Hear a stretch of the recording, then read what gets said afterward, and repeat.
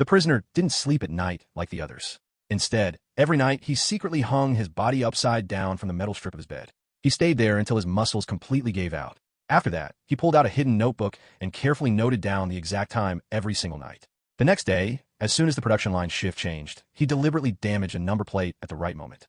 Then he reported it to the guard, pretending there was a machine malfunction. After receiving orders, Simon acted as if he was throwing the number plate into the trash. But when no one was watching, he hid it in a corner instead.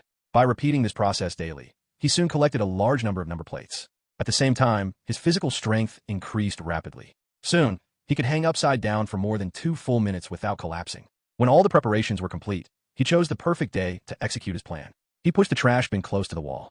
The moment the guard looked away, Simon pulled out the hidden number plates. With lightning speed, he ran to the back of a truck and connected them together, forming a long strip. Using all his strength, he hung himself from the truck's roof. He believed he had finally escaped the prison. But suddenly, a guard pulled out a mirror and began inspecting the roof of the truck. Time passed painfully slowly. His body began to tremble, and his strength started fading. But because of the number plates, he remained hidden. After nearly 4 long minutes, the guard finally moved on. Simon was let go. He had successfully escaped the prison. When Ray learned about Simon's successful escape, he immediately activated his own plan. Avoiding the doctor's attention, he stole some bandages. Then he went to the storage room and grabbed a safety pin from the table. That night, back in his cell, he crumpled tissue paper and stuffed it into the trash can. He bent the safety pin into the shape of a lock pin. During a brief power outage while the line was changing, he quickly inserted the pin into the wall socket. As soon as the electricity returned, a powerful current ignited the trash can.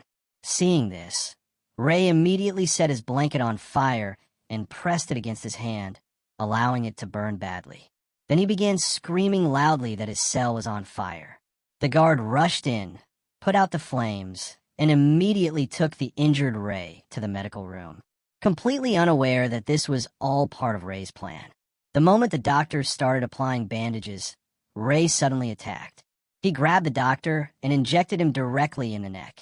After restraining him, Ray moved a cabinet placed in the corner of the wall and opened the ventilation grill behind it.